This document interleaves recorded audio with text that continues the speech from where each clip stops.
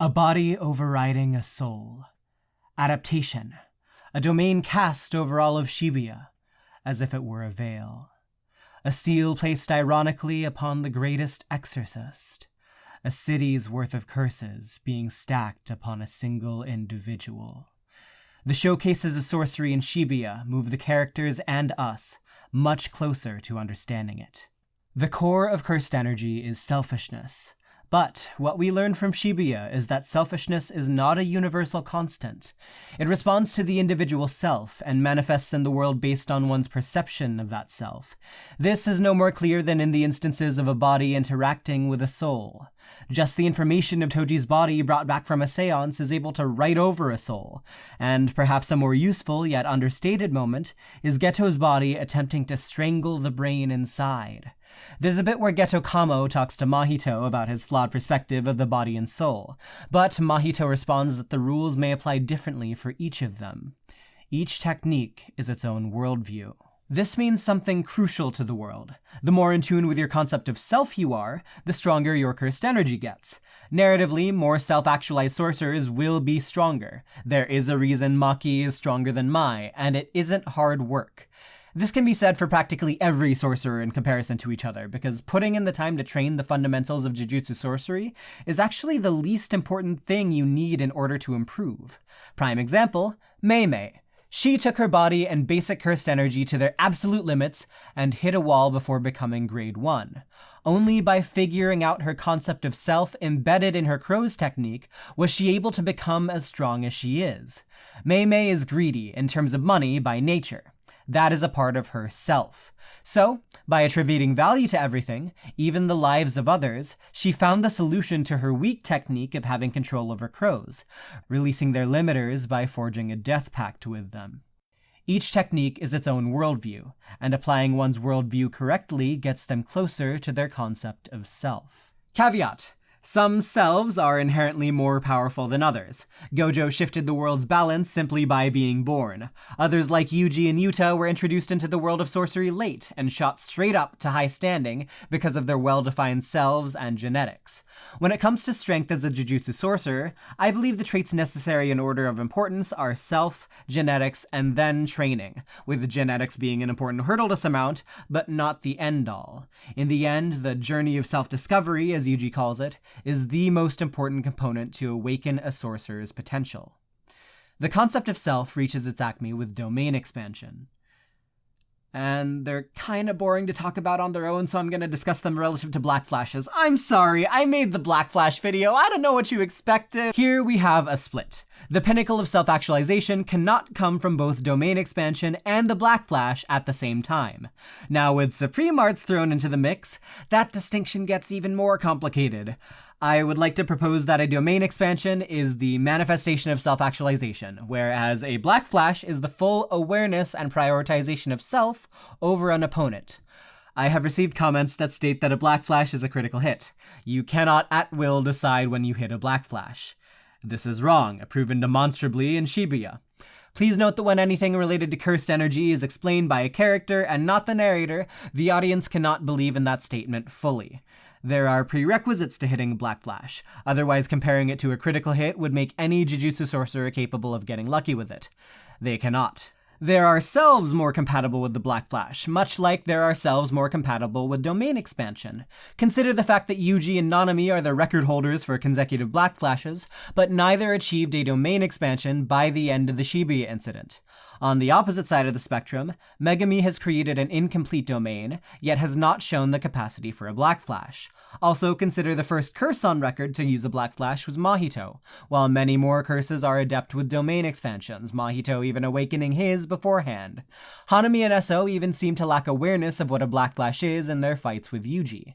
I can't believe that there isn't a reason for this in-universe. I have to believe that curses in this era are more inclined to be in tune with their concept of self than humans are.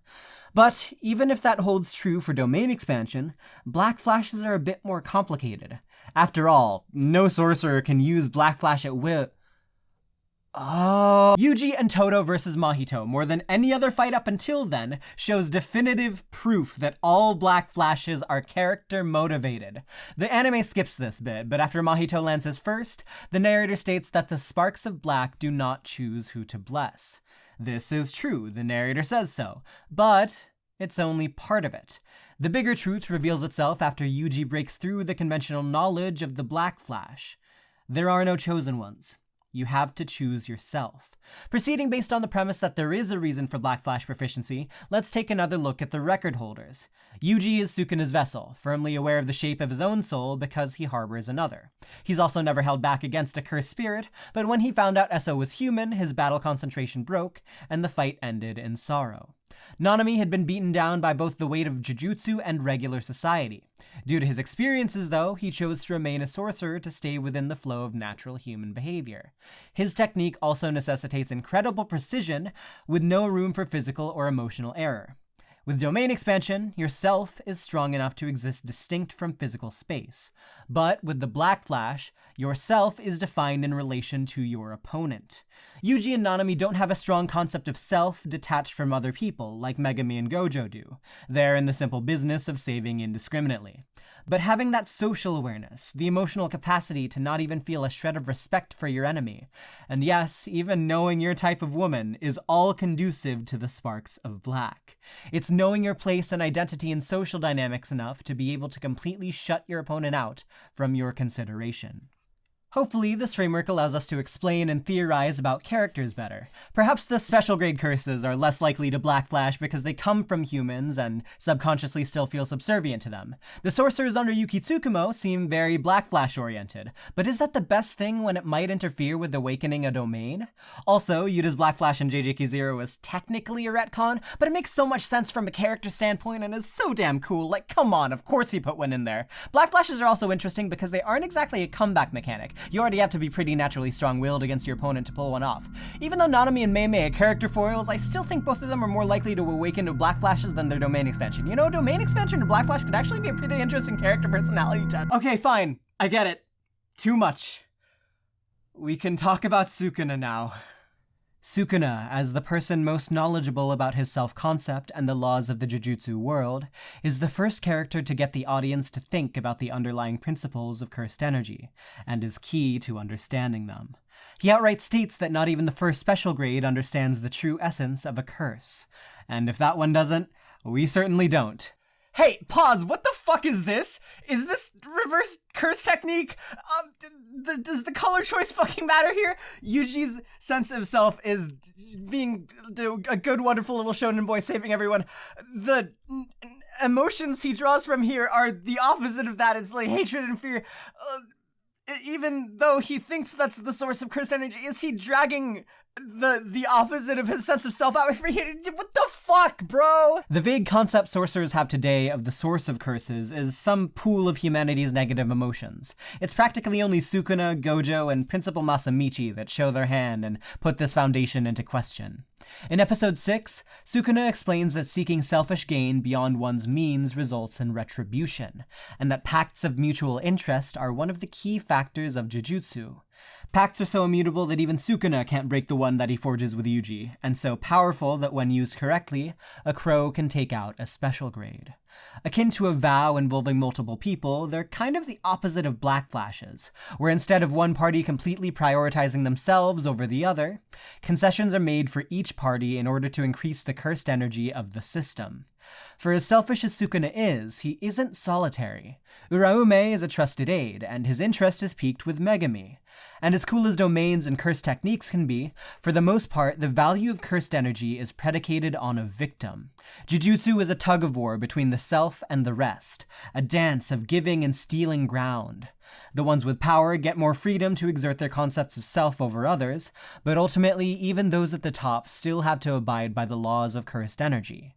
Unless Sukuna and Uraume are potentially working to abuse and break Yuji's pact, which who knows what manga readers, but that's a pet theory. As much as I believe all of this, it's still totally useless bullshit unless it sparks discussion. So, things to think about and refine about this theory. Other aspects of cursed energy. Supreme arts, heavenly restrictions, and stuff like cursed objects and tools and corpses are things I completely glossed over. Heaven is an interesting motif being used to describe a natural intervention for cursed power, whether that be in the negative direction like Maki and the inverted spear of heaven, or in the positive direction like Mekamaru. Mahito's concept of the soul is pretty similar to the self, and I think he starts to understand that further into Shibuya. But after his conversation where he acknowledges his perception of soul isn't universal, he evolves to the point of Black Flash capability. How were soul and self different? Finally, the KFC breakup. Under this theory of selfishness, Gojo is the strongest because he is Gojo, and he is Gojo because he is the strongest. Having an "it's kind of both" answer strikes me as something I don't see Akutami doing. At least I think there's a definitive answer that I can't come to with my framework. Cursed energy is my favorite power system because it's like if you took the themes of quirks in MHA and made them as technical as Nen with as slow of an explanation drip feed as possible for coolness factor. This channel is quickly becoming JJK and miscellany, so sub for my Dami expansion, that's the one I'm going out on. だってどうしようもない時でもまだ自分のことを信じたいんだって気づいているんでしょうきっと